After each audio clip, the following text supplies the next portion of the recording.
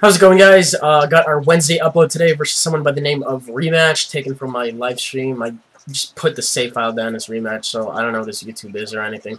But, yeah, if you guys want to stay tuned at the end of the video, I got some updates concerning the battle for Japan thing. While I got you guys here, I really don't feel like making another video about it, so might as well just tack it on at the end. And if you want updates, those will be in the description. I'll leave a link or whatever to the point in the video or whatever, but I'm rambling at this point. So we'll go ahead and play the match back right now.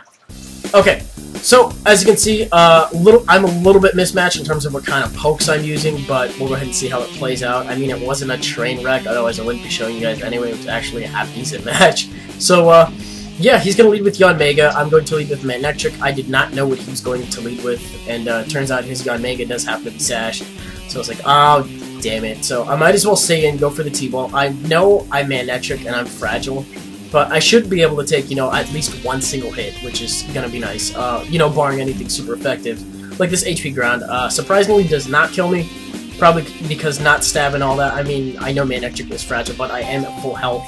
And I'm not a sashed one, but he is a sashed poke, so he's going to get out of this exchange better than I am. I mean, I'm going to lose a poke out of it, he's still going to be at 1 health and, you know, able to get a free hit on my next switch-in, because looking back at the team preview, I don't have any priority, which is kind of embarrassing. But, yeah, he's at 1 health. I brought a Lapras, don't know why. I figure it can take a couple hits. So I send this thing in. Thankfully, rocks aren't up, otherwise, you know, my survivability would be going down. He goes for the air slash, you know, try to flinch me to death. He gets 1, and I'm like, if you get the next 2, I am going to punch you through the internet right in your nose.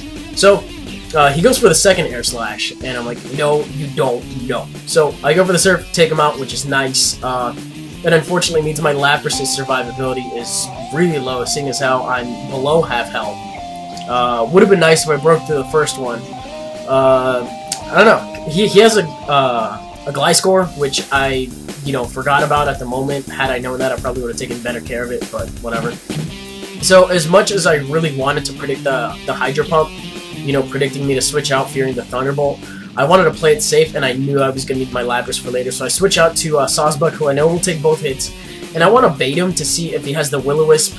So I go out to Shandera, and yeah, we make a double switch, and I make a huge over-prediction, because I see Rachi, and I'm like, he's not going to want to take a Fire Blast, and he stays in because he can take a Fire Blast. He's a especially defensive Rachi, I learned in a little bit. And that sucks, because now my Scarf Shandera is paralyzed, and that's my one hope at, you know, at revenge killing, and that thing's out the window.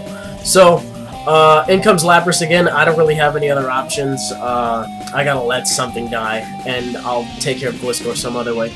But he actually goes for the double T-Wave, expecting me to switch out, so I'm getting predicted up here, and this Rachi is gonna hack the fuck out of me right now, so I sped this up quite a bit for you guys. Mainly just consists of him para-flinching and all that, me getting 1 hit in, and watch as he recovers it all off. He also gets rocks up somehow, you know, throughout this whole thing, which is like, Rachi, I fucking hate you. So, he gets rocks up. As you can see, that Surf does little to nothing, and I think I am running max spec attack on this thing, so that's really disappointing. What else do we got? So, more Iron Heading, more flinching, because Rachi. What do you want me to say? So, his final one takes me out. I knew I wasn't going to be able to take a rock switch in from that point anyway, so I might as well have just stayed in.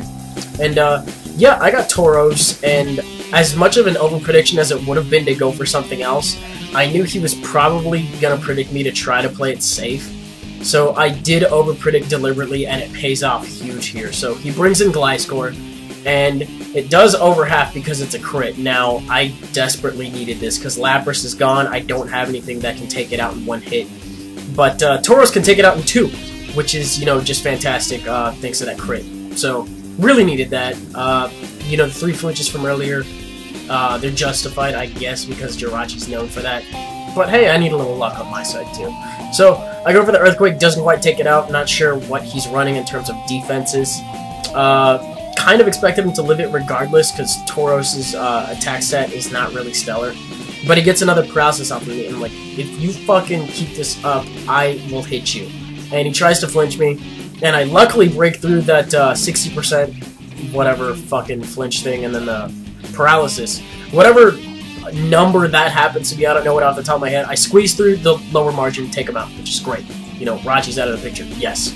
So he brings in his Nidoking, and I'm like, Tauros, you did a damn good job. You're paralyzed. Just go to sleep. Do something. So he takes me out with an Earth Power. It's like, whatever. Unfortunately, on this Sawsbuck, this happened pre the Mosh Pit upload where I saw that Nature Power turns into Earthquake, which would have been fantastic on this thing.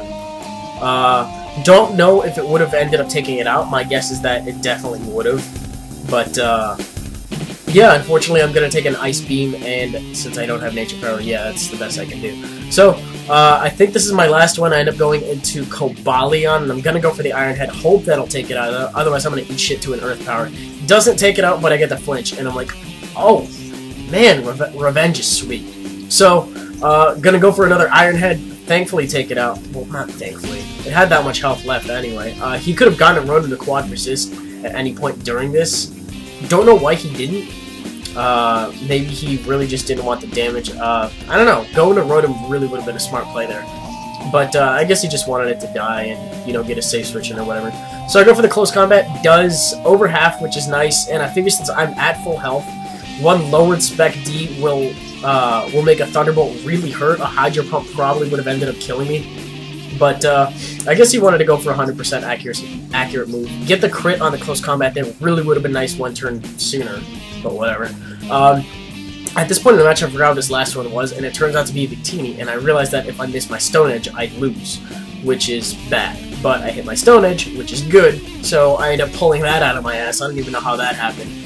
But that is going to be today's game. Oh, useless crit right there, too. Go fucking figure that all the hacks comes to me at the end.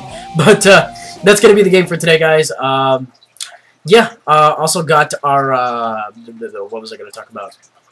Oh yeah, Battle for Japan. So I'm going to be streaming. I'm going to be leading off on stream 1, actually, kicking the whole thing off. Friday from, I believe, 4 p.m. to 7 p.m. Not sure if that is his times. I have yet to establish that. I don't really mind streaming from 1 to 4 my time, but yeah, I was assuming he was talking about mine, so a little vague.